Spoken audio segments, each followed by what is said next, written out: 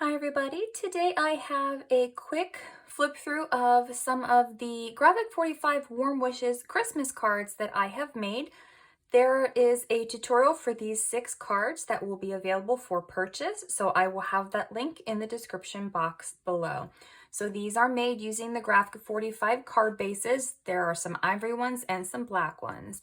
So you also will have the ATC tags and some other Graphic 45 products. It's interactive, so you can write a message here, and then this will tuck here. Opens up using the Warm Wishes stamp on the inside. This second card here, again, just has lots of the features from the collection. Blank on the inside. If you want to stamp an image, you can. Gives you room for personalization.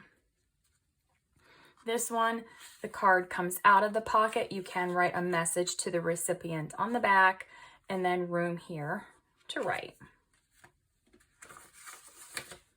This one has a card on the front and then just basic inside. You can write your message here. You can add more paper here if you wanted to write a longer note. This card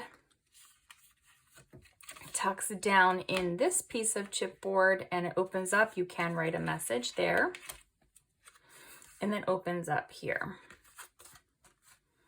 And then we have this one, opens up with a chipboard piece and just some plain piece here for you to be able to write in. This one is also an easel card, so it will sit up.